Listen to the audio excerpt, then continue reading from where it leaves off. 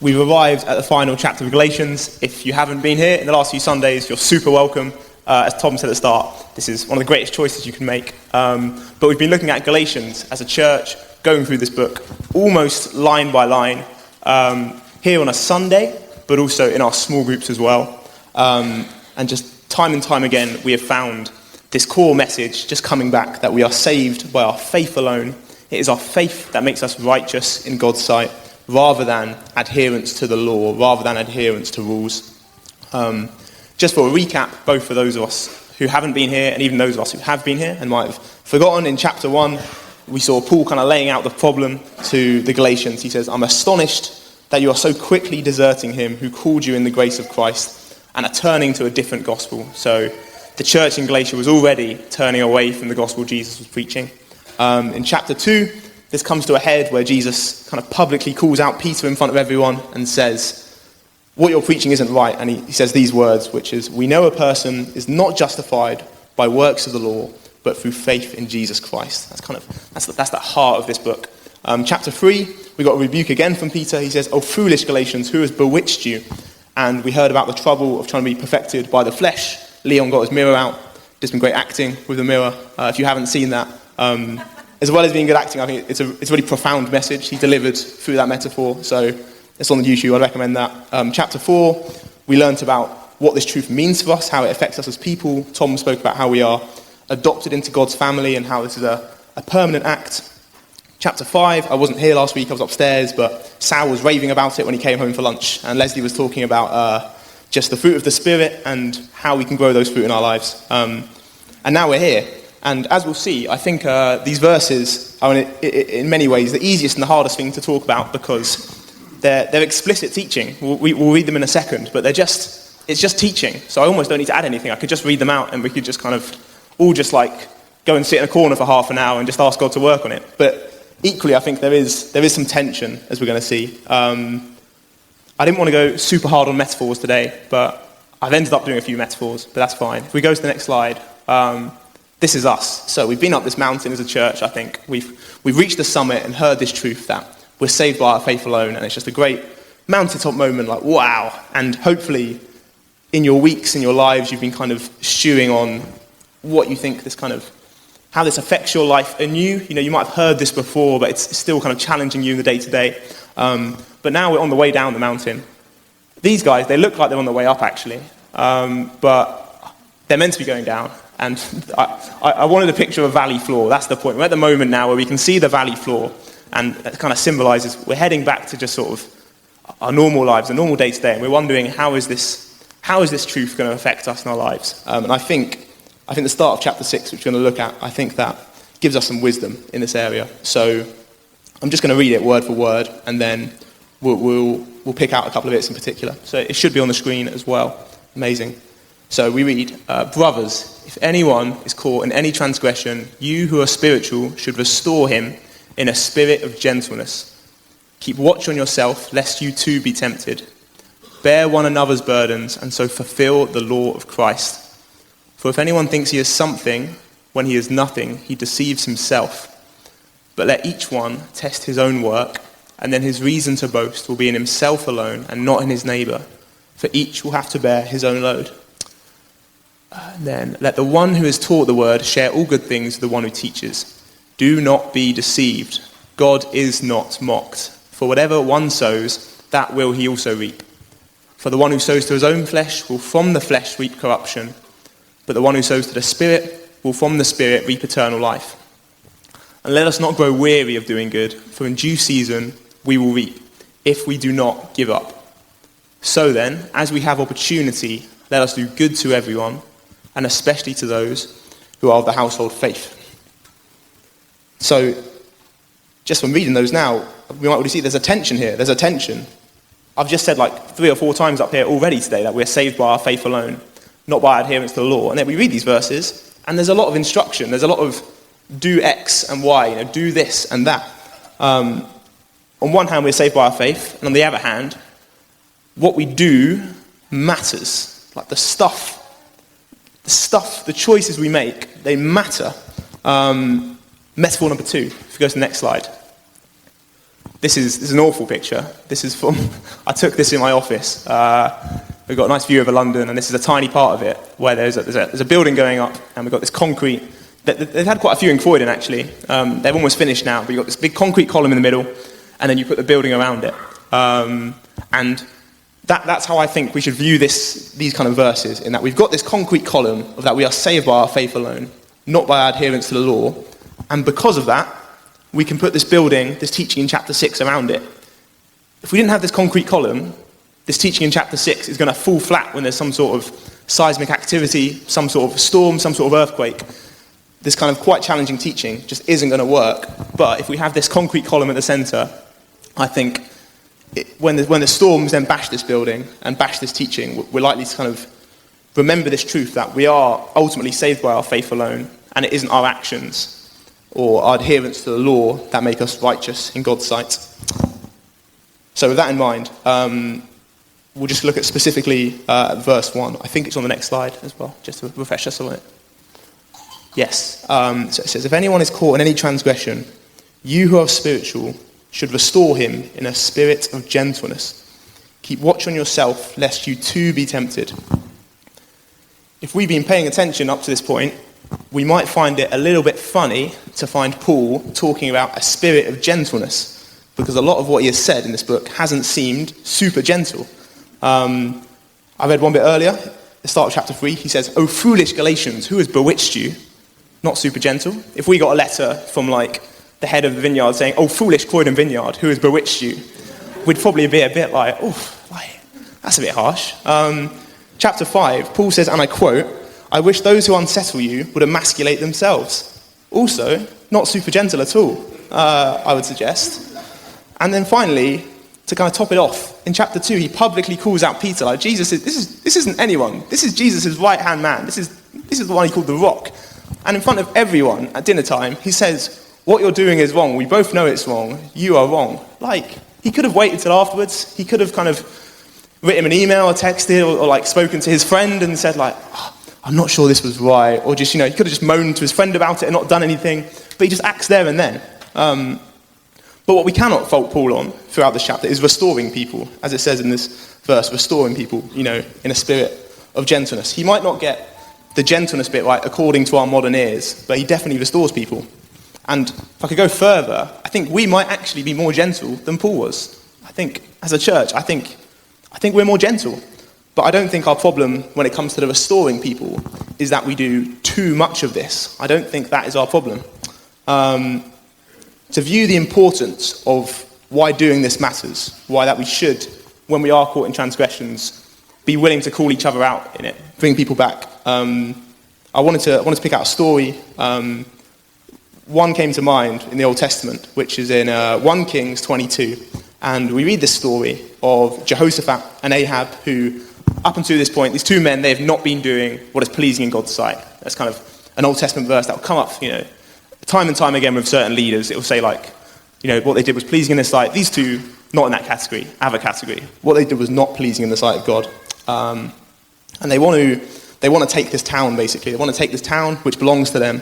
But they want God's confirmation in their plan, which is a sensible thing to ask for.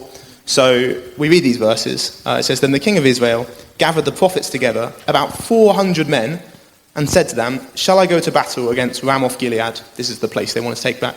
"Or shall I refrain?" And they said, "Go up, for the Lord will give it into the hand of the king."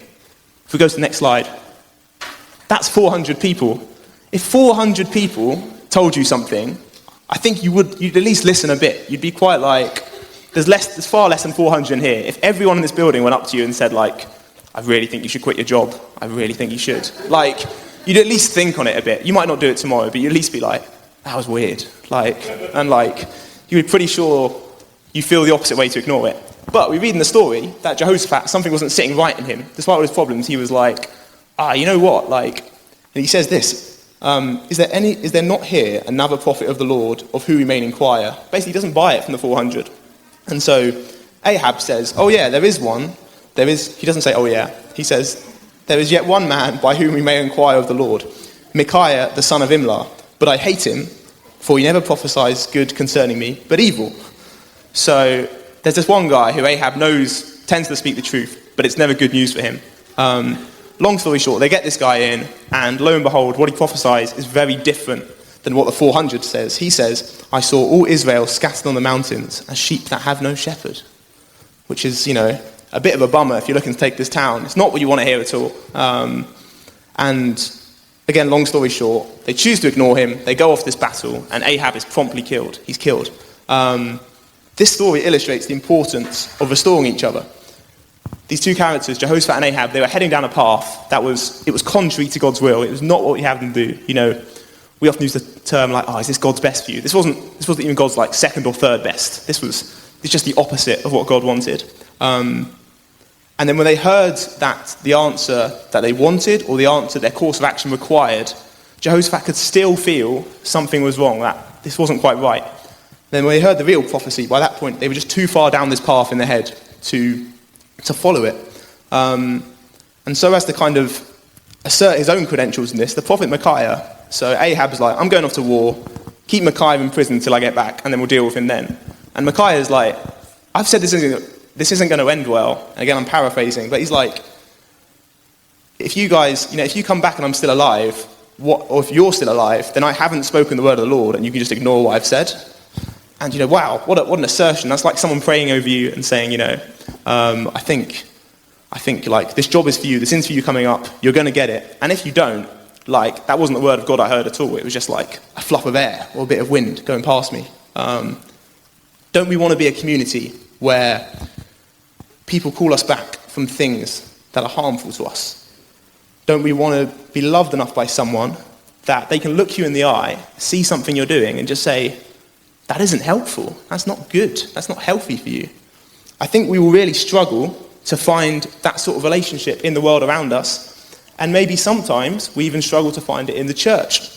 My main fear or heaviness at the moment with people who don't share my faith isn't that they're antagonistic towards my faith, it isn't even that they're rude, it isn't even that it's awkward, it's just that they don't care. They don't think it matters. They don't think it makes a difference that we believe different things about why we exist. These verses implore us not to let that same apathy invade the church. Paul is saying, this matters. I didn't want to say, you do you, because we say it a lot up here, but I think it's because it's a good diagnosis of the world around us. Not to slip into this, just you do you. That's good for you. Like someone works as your Christian, that's cool. I tell them, I'm prepping my sermon, and it's like, that's nice, that's fun. Like, not like, that's contrary to what I believe. Like, that's actually an attack on my way of life. We want to look at people and go, I will not let you do you. I will say, this is unhelpful. And just to go further to land this point, I think Jesus gives us the ultimate example of this. That is what Jesus did for you and for me, and what he does today. He restores us in a spirit of gentleness. I wasn't sure if this concluded this bit, but I think just based on what we've been worshipping and just kind of the words we've been hearing, I think it's relevant. So if you're here today, or you're listening to this later in the future, and you don't know Jesus, or you don't believe there's a God, or even you think there might be a God, but ultimately you don't think it matters if there is one. You think there could be, but it doesn't matter. You need to know that Jesus was real. He was a real man who walked this earth. He died and rose again so that you might know eternal life. The stuff he said while he was here was done to restore us in a spirit of gentleness. Wherever you're at now, he loves you enough to call you back to relationship with him today. And the message Jesus was preaching was not opt out. It concerns everyone. And so it's all right to be indifferent on a lot of things, but we just can't be indifferent on this. We can't be apathetic towards this. And so I just implore you, if you are apathetic today, and we'll have time for it later, just like, it's a good thing to think about. It's a good thing to know where you stand on, either way. And then it's no surprise that the verse following this one, we read, bear one another's burdens, and so fulfill the law of Christ. These first two verses, I think they really get to the heart of what it is to follow Jesus. We're going to look at another bit now. I missed if you go, that guy. That's going to be Micaiah, when they said, there was only one prophet. I googled one person, and that's what we got. So, it's this guy. But then if you go to the next one, I put the verse back so we wouldn't have to look at him the whole time, because I thought it might undermine undermine the point I was making. Okay, so we're going to look at verses, I think, 7 to 8 now as well. We read this. It says, "Do not be deceived. God is not mocked. For whatever one sows, that will he also reap. For the one who sows to his own flesh will from the flesh reap corruption, but the one who sows to the Spirit will from the Spirit reap eternal life." This is a powerful image, kind of permeating this whole passage, the idea that we reap what we sow. Some Bibles, as your little subheading for this, it will say, for like verses 1 to 10, it will say, "We reap what we sow." I want us to think a little bit about seeds today, because there's a lot of imagery of seeds. Has anyone here, we're going to do a show of hands poll, who here has owned a houseplant before? Yes, amazing. Keep your hands up. Who here has killed a houseplant before? Look at that. Look at that. Okay, final question. This isn't about shaming you. This is a safe space to acknowledge our negligence of houseplants.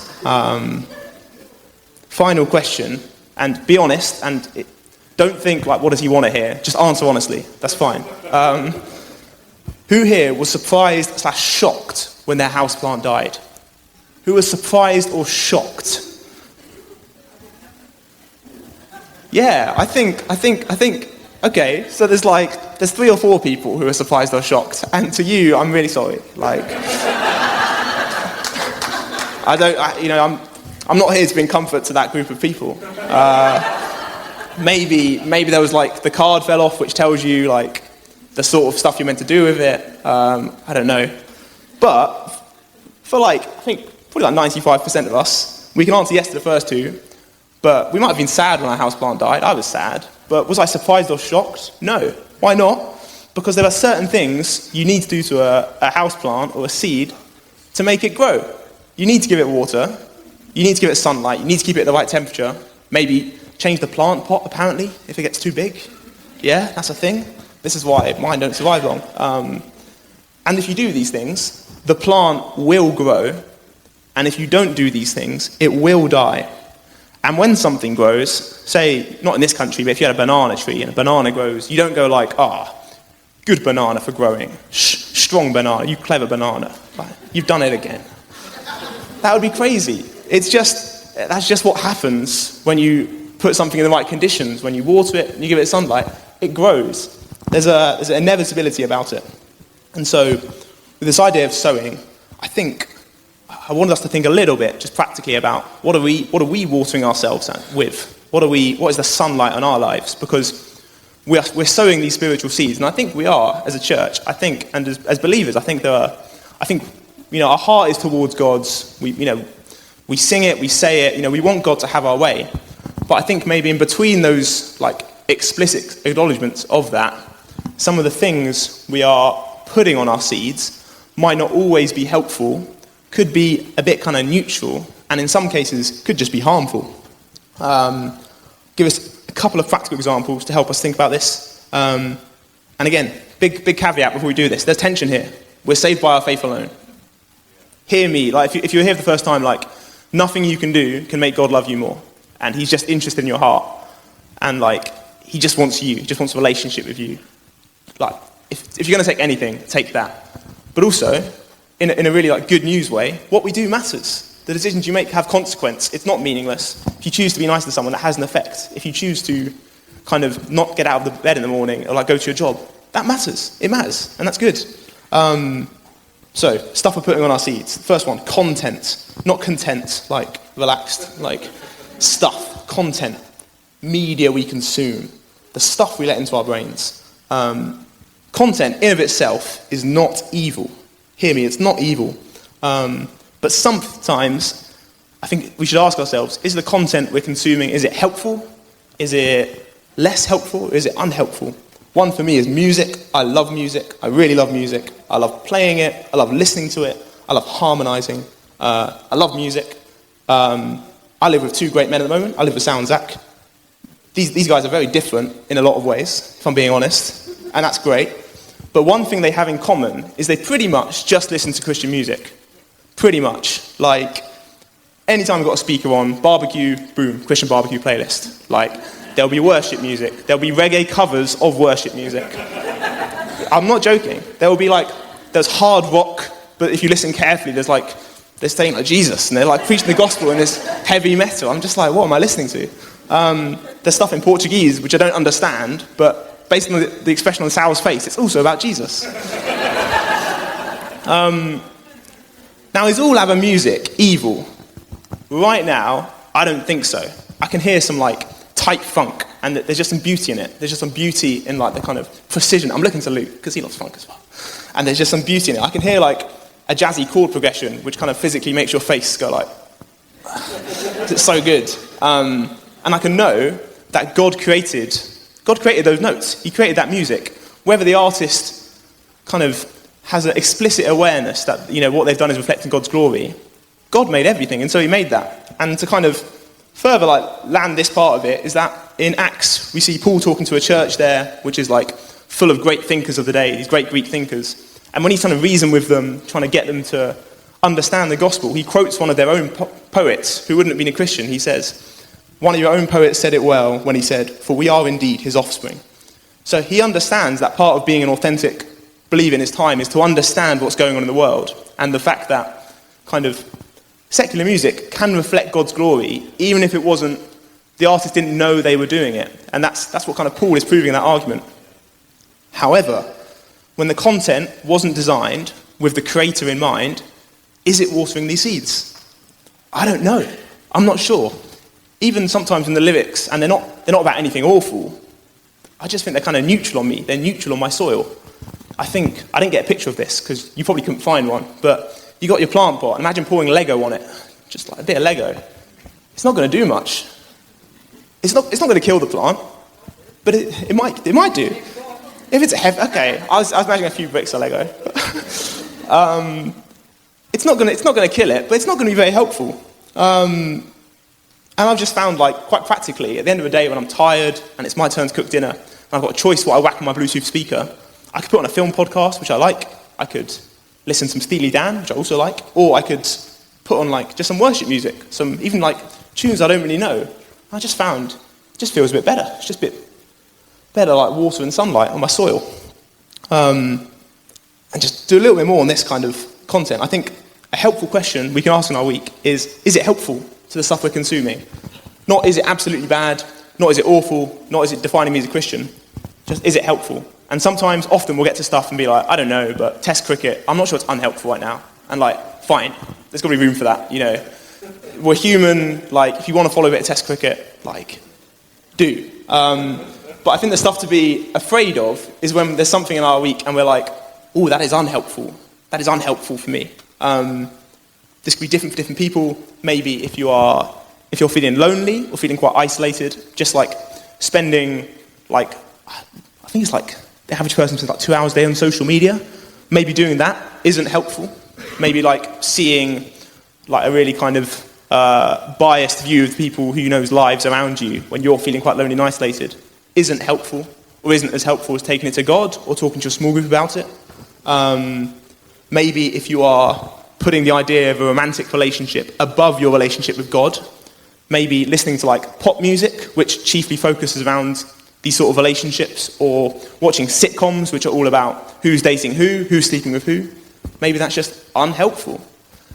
And this isn't about deciding, this is an awful show, no one should watch it. I'm not asking you to make that call in your week. I'm just asking you to ask, is it helpful? And if it's not, maybe bin it. So, hopefully that's helpful. Yeah. I should have left a pause that bit.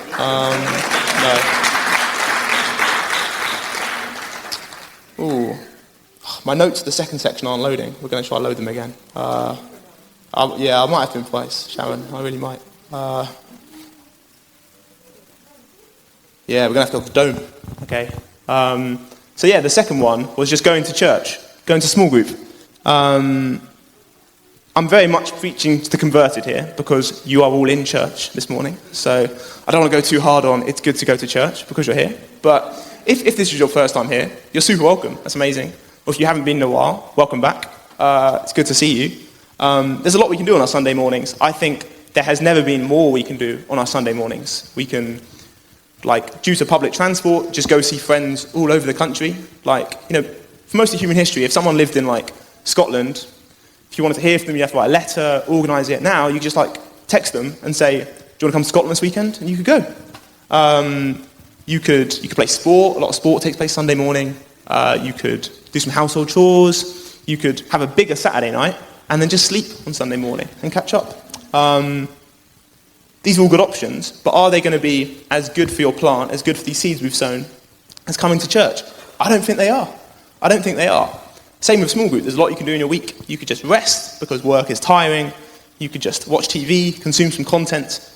Or you could go to small group, read some scripture, meet up with people, be challenged, learn new things. And again, is staying at home going to be better than that? I don't think it is. And there's nothing wrong with staying at home. It's not wrong, but I just think going small group is helpful.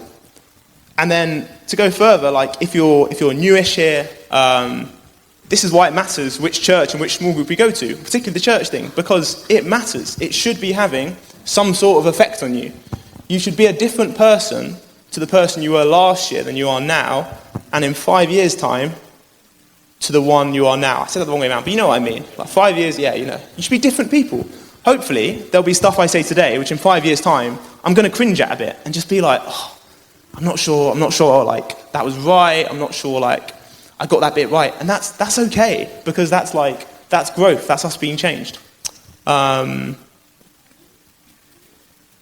we're going to look at the final few verses now. And again, I've lost my notes, but we'll be fine. And let us not grow weary of doing good, for in due season we will reap if we do not give up.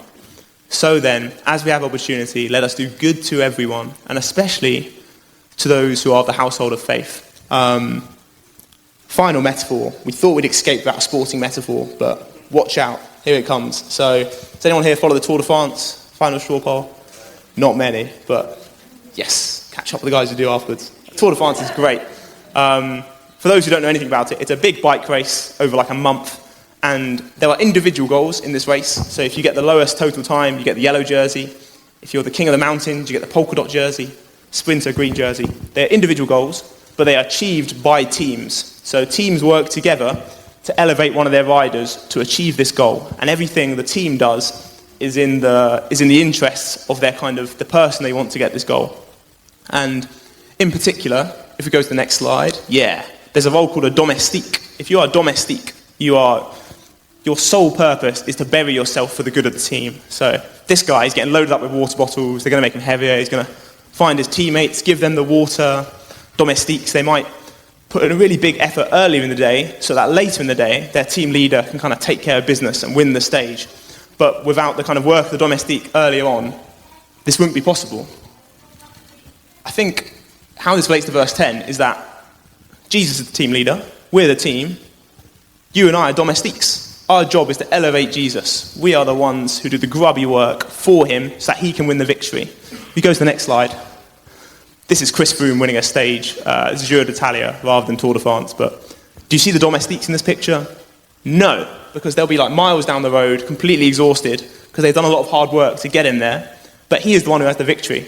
And if you go to the next slide, amazing. This is them sharing the victory at the end of the tour. That might be us with Jesus in eternity, I don't know. But he's at the centre, he is the one. If you go to the next slide. Great, I didn't want Chris Froome to distract us, that's good. So I think how this relates to verse 10, actually let's get verse 10 up, because I'm worried people have lost the train of thought here.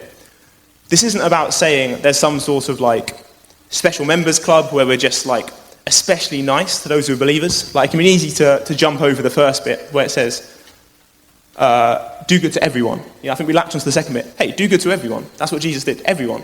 So anyone you meet, do good to them. Nice and simple. But the especially for the believers relates to the fact that we're on the same team. We're on the same team in this. So if you see a believer who needs something, it becomes more of a no-brainer because we're working towards the same thing. They want the same thing from this life that you do. They're running towards the same goal. And so hopefully that should make it more straightforward in our week when we have these opportunities to do good. Where particularly as believers, we're they're on the same team. I'm going to see them in heaven. If I lend them a fiver, we almost have the same wallet kind of thing. We're heading to the same place. Then we'll just see them there, and they'll be thanks for that fiver. And you're it's fine. So yeah, just help out people on your team. to finish then, and I've done some lovely bullet points this morning to conclude, but I think the main things we should take away from this morning are we've spoken about how faith alone is what saves us, and we can't lose that, but our actions do matter. I want us to remember that in our weeks, the things we're putting on our seeds, they have an effect, and that's good. It's good that God honours us with that dignity to make choices, to live a life on earth which has consequence, to do stuff which affects our being. And then we can ask that question, is it helpful? We're on the same team. And so, let's be quick to do good to those who are believers and those who are around us who need help. And let's not overthink it. I think that's it. Let's not overthink it. And that's as much a challenge for me as for anyone. And with all of this, that's true. This isn't stuff I've mastered and given you my wisdom. This is stuff I'm figuring out along the way, and we're all figuring out along the way. So do that. And then I'm trying to remember what the first point was now. It was around. I've been practicing my notes too much. This is awful. But yeah, that's it. It was restoring people who. Yeah, let's be willing in our weeks to kind of see people who, or in ourselves, if we find ourselves kind of doing something or going down a way which we're not sure is God's will, let's be willing to speak that over other people, but even maybe give them a helping hand, because as we've said, we're not the best at this. If we need to ask for it, and say someone in your small group, I'm thinking of doing this, what do you think about that? I've done this, does that sound, I feel a bit, I'm not sure about it, does that sound right to you? Let's do that, because that's what Jesus does to us. Cool, I think, there's been a lot there. It would be good to leave opportunity to pray about that. I think that's one of the great things about this church, that often you can hear a sermon and it might ignite something, you go, ooh, God's really speaking through that. And in some churches it might just be right, final song, off we go. Everyone get out of here. But we have opportunity this morning to not rush out of that space just yet.